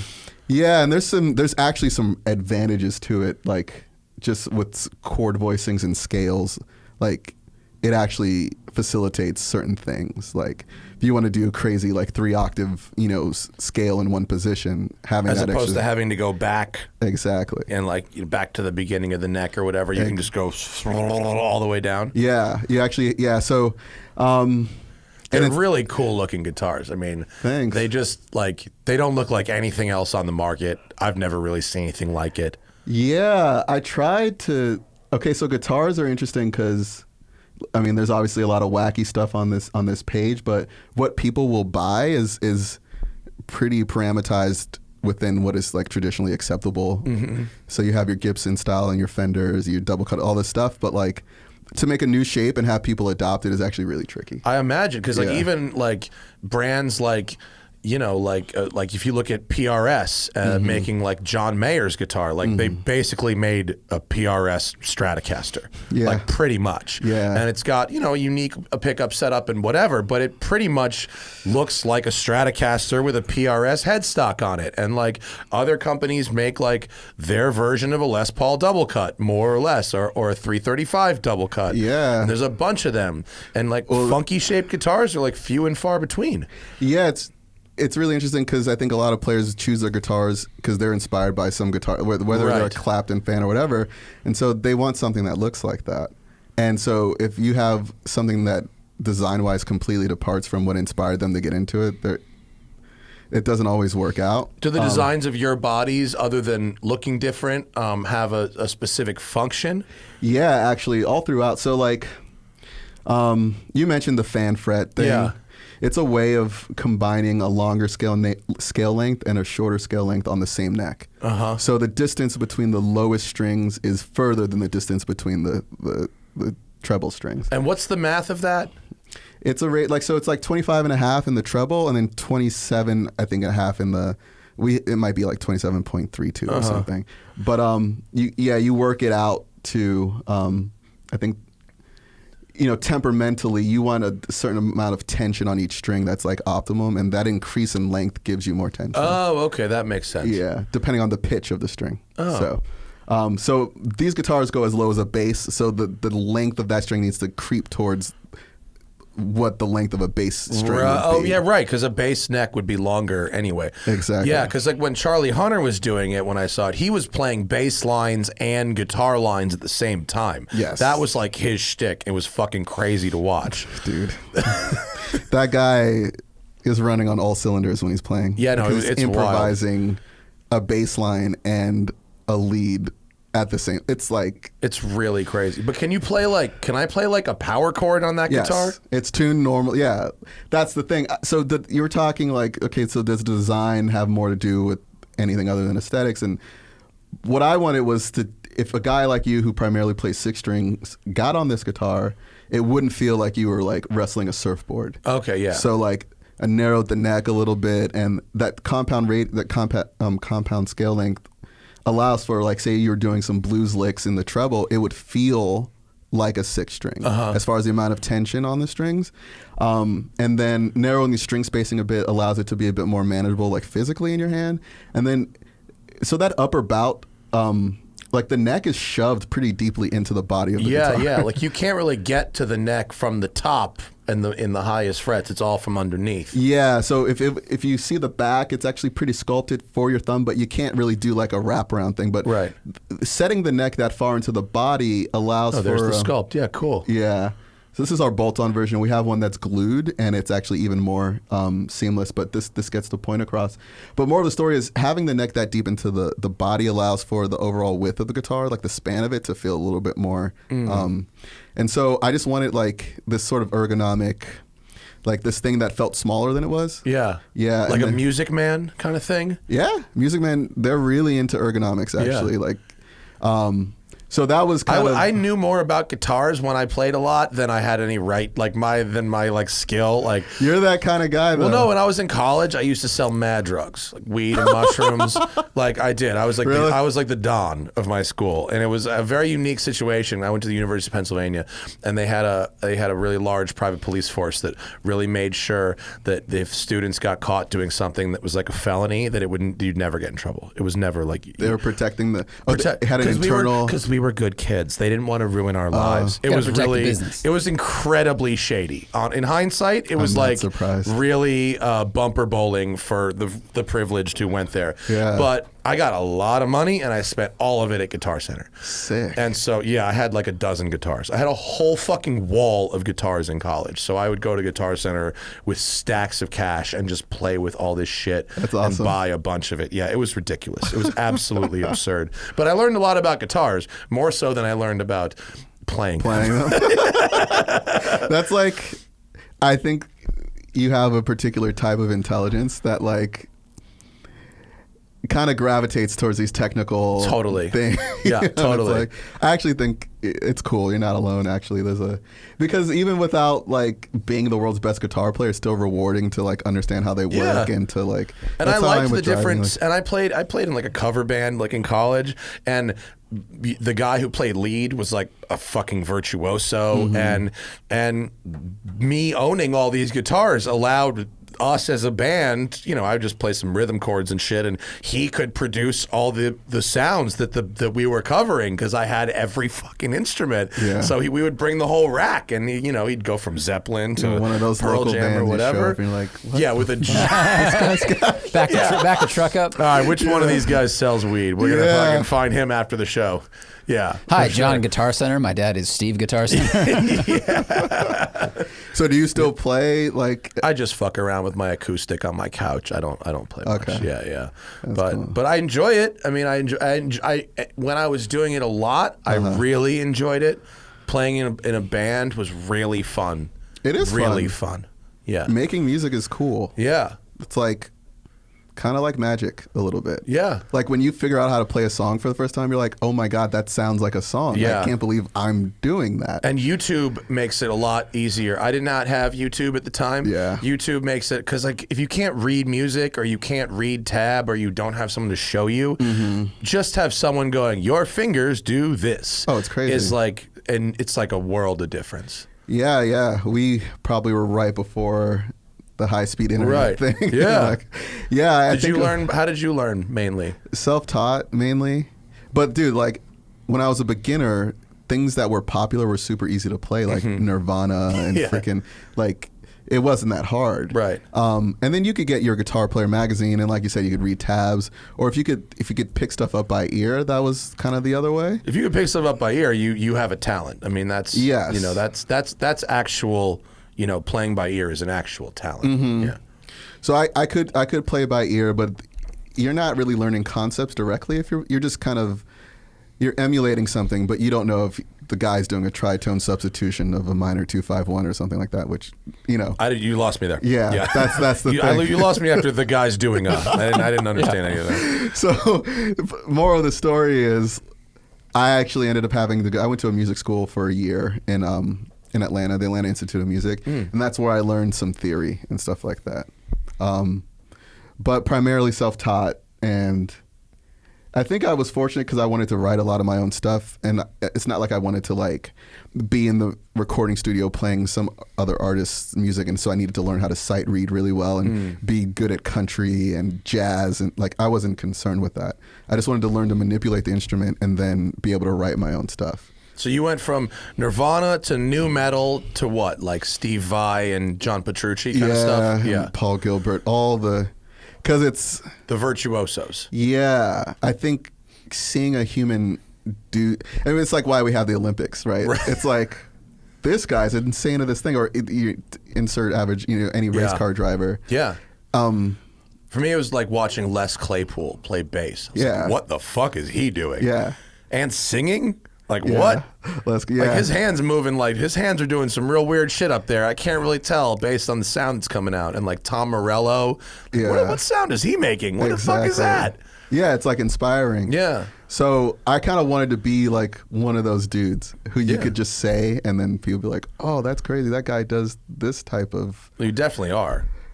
I've gotten there. Yeah. No, your fingers do crazy shit.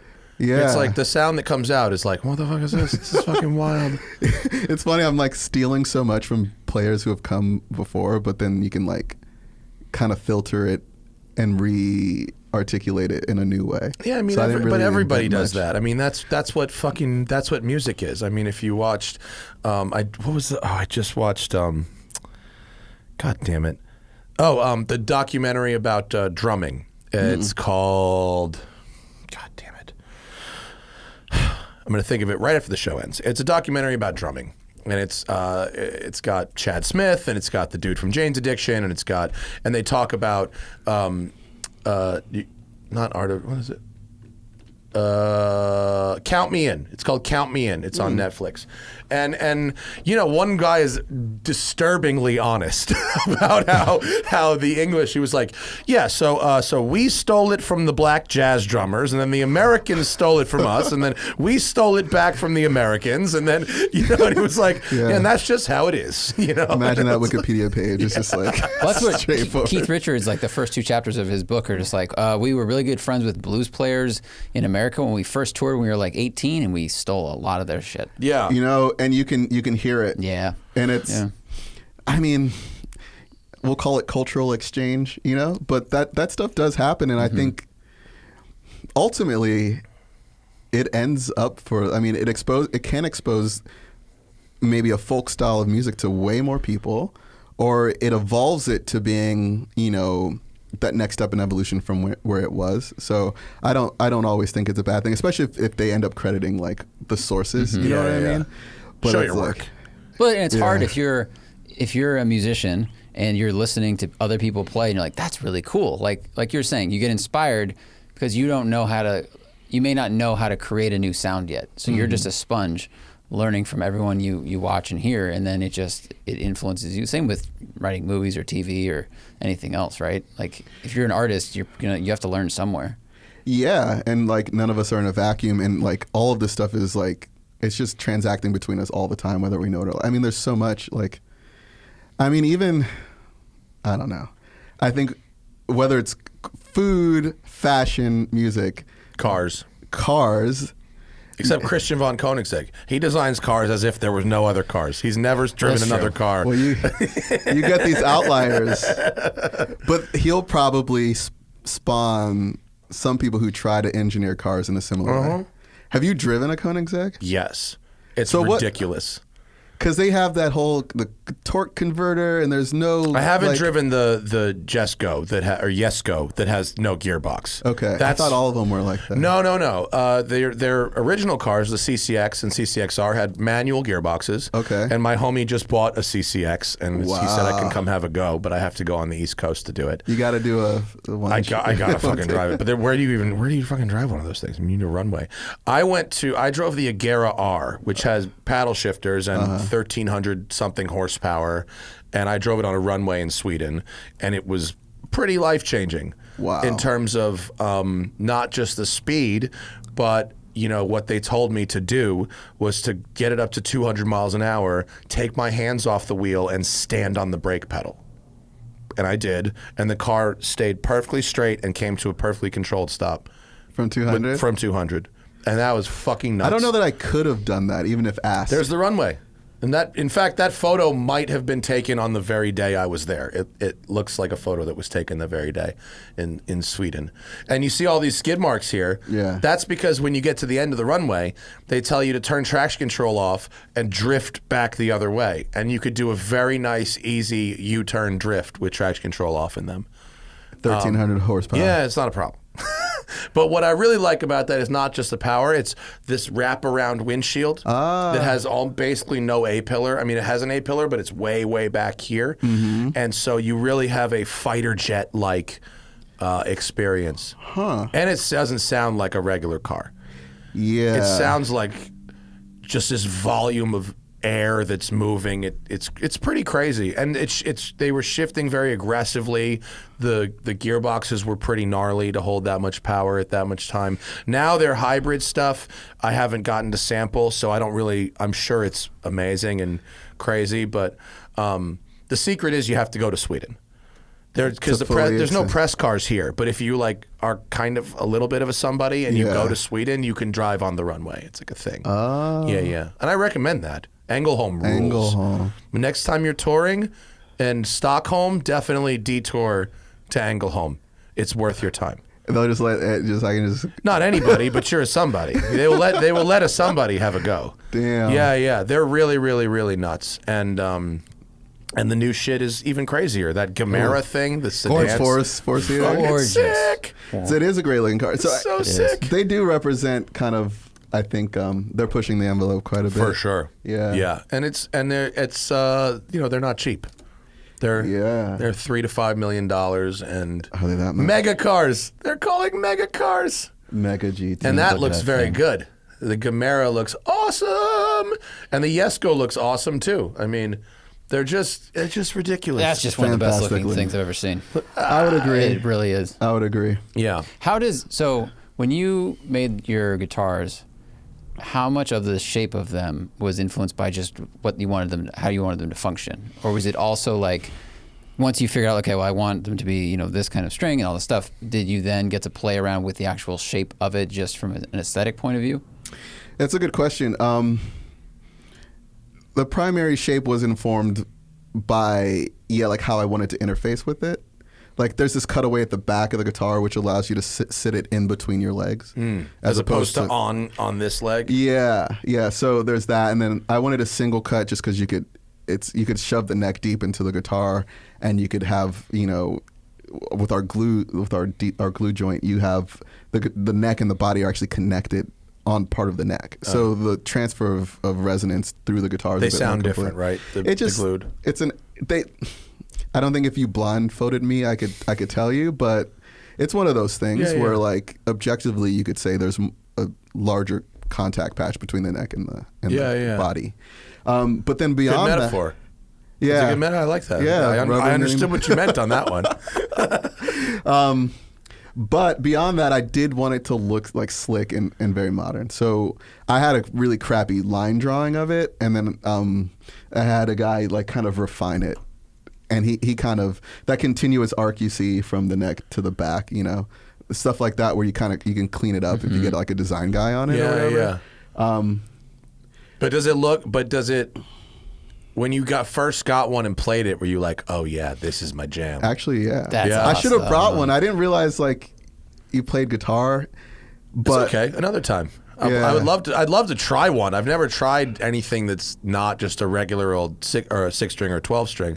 Okay. But did you see Misha gave me an extra? I saw. Yeah. You can put too. one opposite the TV. He was literally like, I have like so many of these things. Like just take one. You got the. That's a good one. Yeah. That's a really nice It's a guitar. nice one. I have taken that off the wall and noodled on it a couple of times. As you should. Yeah, it's a beautiful piece. I'll get you one. You can hang it next to it. Fuck yeah. Hang it on top of it. You got to go over. Just hang it in front. No, but that must have been so satisfying when you picked it up and played it, and you were like, "Yes, this is it." It is, man. I mean, similar to a project like this entire building, it's like if you're doing something, it's kind of unique and it's kind of a dream. When you actually like make it happen and you interact with it, there can be a level of like, whoa, was literally in my brain at one point, and now it's a physical object. Yeah. And then if it actually meets that expectation or exceeds it, it's that much better. Yeah. So we do find that people get these and they're like, oh, this is the easiest, 7 or 8 string I've ever played. Like we really try to make them all lightweight and just we set them up like. Are they wood or are they composite? They're wood, right? Yeah, they're still wood. No one's really innovated an alternative material to wood that A, guitar players will readily adopt, and B, outcompetes wood sonically. Sure.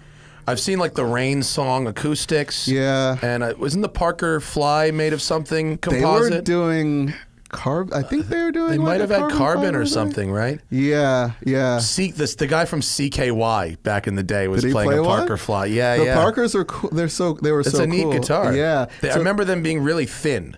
There's a really thin body. Yes. Yeah. Same with these. So yeah, this is. Oh. So like things like the Parker inspired us, as well as like companies like McLaren, like anything where like design wise, you're like, I know what a car looks like. Look at this thing, and you're like, whoa, carbon fiber monocell, like blah blah.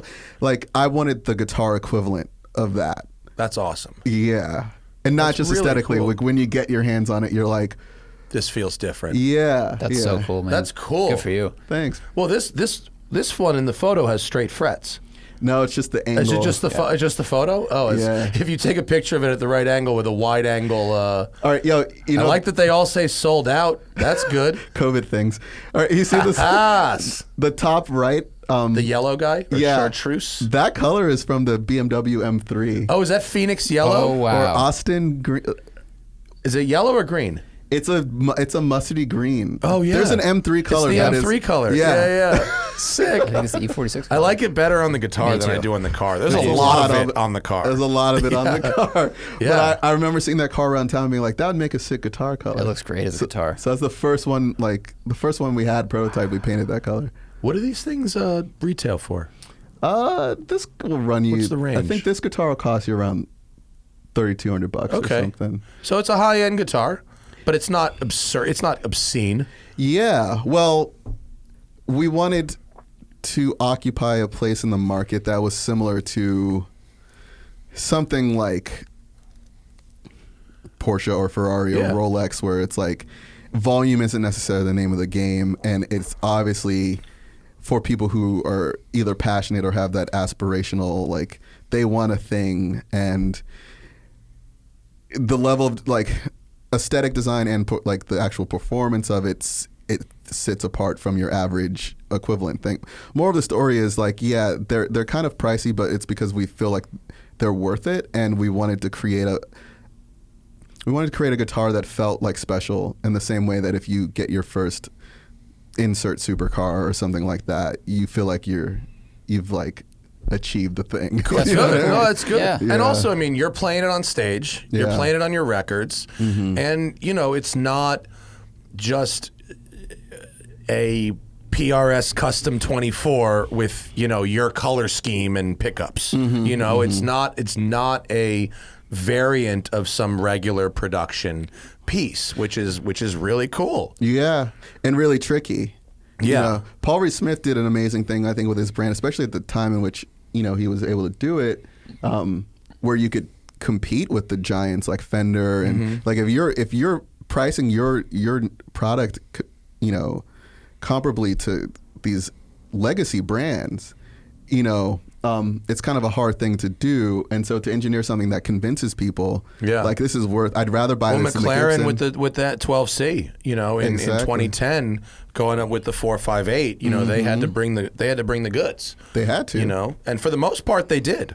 You know, that product definitely needed some refinement, but you know, on a racetrack or even on the street, you know, when I drove a 12C, I was like, motherfucker, this is something really crazy. You know, it was bananas. Perfect analogy, and I think McLaren does represent that sort of relative newcomer who is now kind of like benchmarking some legacy brands where they're like, oh, well, we better add 7-10 horsepower. Yeah. Like, I mean, in 2010, it was Porsche turbos and the McLarens with the turbos, and everyone else went, well, we got to find some horsepower here because we are about to lose that war. You know.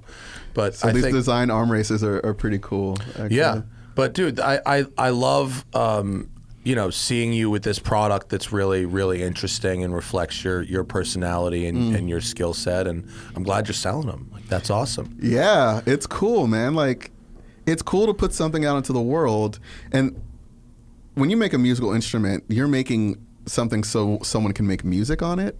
And guitars are really personal too. Like, in a similar way cars are. Like, if you ever have a car you connect with, you can end up being a Porsche guy where this is what I drive, or you can have that one. You don't even have to connect with it. Your fucking dad could be driving that shit, and all of a sudden you're a Ford guy for life. Exactly. You know? Yeah. And I really like that relationship. And so to have these guitars go out into the wild and have people be like, I mean, they've literally used like supercar comparisons, like, oh, this is like the Ferrari of, and I'm like, that's they really do it with watches all the time too. Do they really? Yeah. I want to talk to you about watches eventually because we can get there. Do we have any questions specifically for Tosin, or is that all general car shit? All general car shit. Someone just says they saw you at their first concert with. Oh, here. Summer Slaughter. Summer Slaughter 2013. Oh man, it was a crazy like death metal festival. I remember that one. If I get a text, we're gonna have to end the show because Zach and I have a project that we're doing. We had to buy some cheap cars for, and at some point in the next 20 minutes, someone's gonna show up with my cheap car. Oh, really? And if so, we can go outside and check it out and see what it is. But if we Just have let me know. anything that is for Tosin specifically. Miguel, yes, we did have a guitar intro jingle. I forgot where we got it. Maybe Tosin could give us a riff. You want to give us a 20 seconds for our podcast intro? Oh, works on that. Me and I make Misha good price for one. you.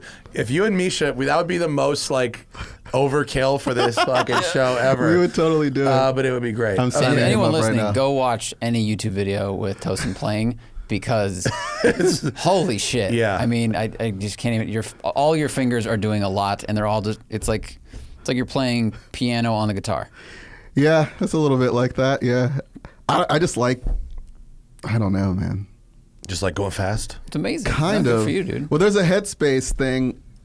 I don't know if you guys experience this when you're driving, but I'm sure you do. That flow state where you're not like consciously aware.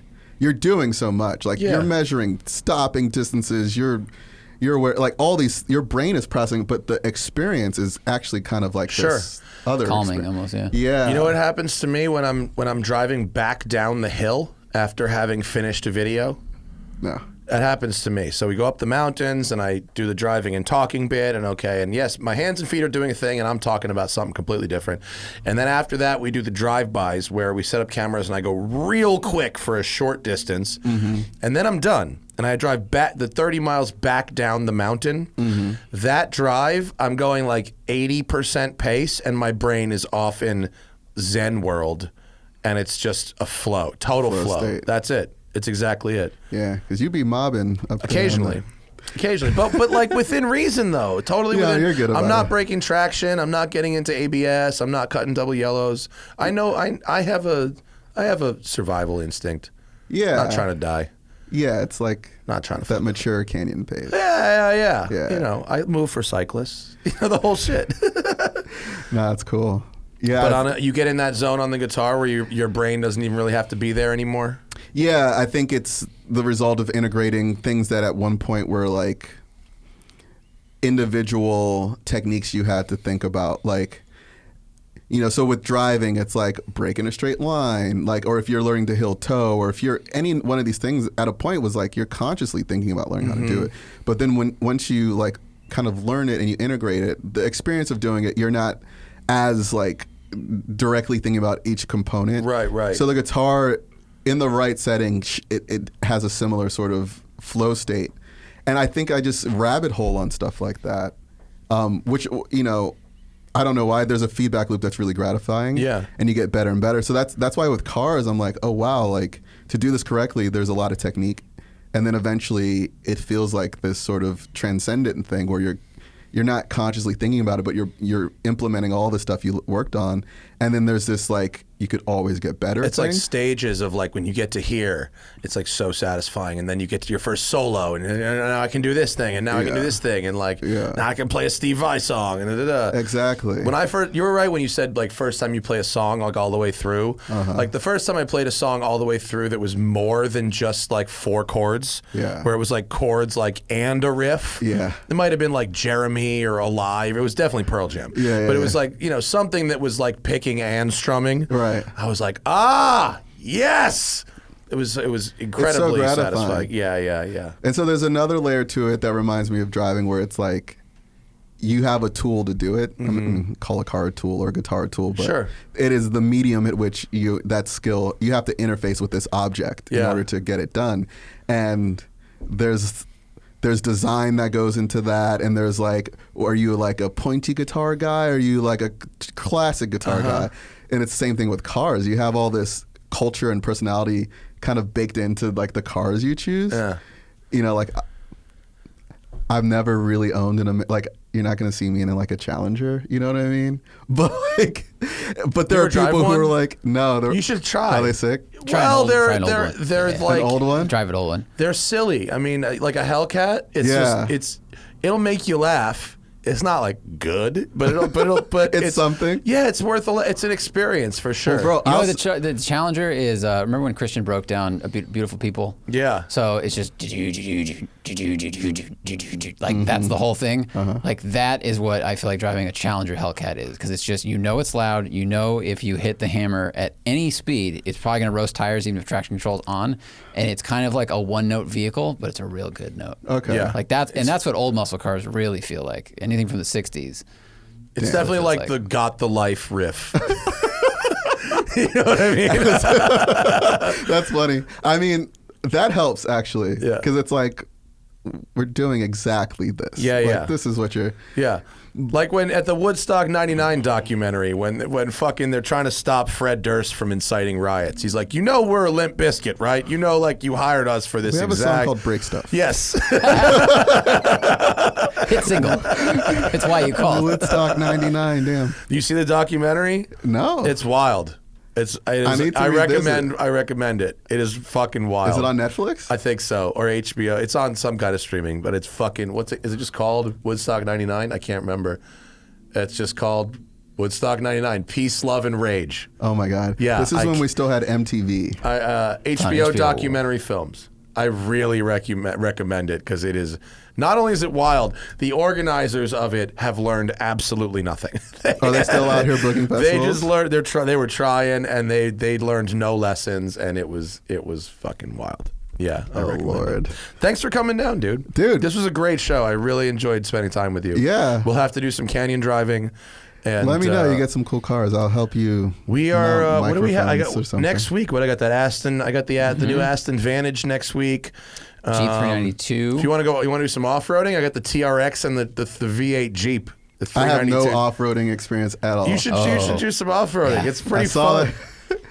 There's some. I think you were. I forget what you were driving. And you didn't think you would make this incline. Oh, the Baja 911. Yeah, the off-road 911. Well, that's fucking crazy. And I'm thinking to myself, I bet this incline is so much more steep. It was so narrow. It wasn't. It's not. It was steep, but it was narrow. And this thing was really wide. And I was like, I'm gonna rip both sides of this fucking car off. And we did not. Poop came out a little bit. A little bit. Well, yeah. The off-road thing is so out. I've never done it, and I'm just like, aren't you gonna destroy the car? Like my brain's. If the car's built right, you shouldn't. If you have some restraint, but you can. Yeah. There's risk. There's definitely risk, but it's really fun. You should come along on TRX Day. Where do you guys? That's the Hellcat pickup truck. Yeah. It's very stupid. They stuck a Hellcat. They put a Hellcat motor in a Ram. It's Limp Bizkit in a vehicle. Yeah. They should get Fred Durst to do some.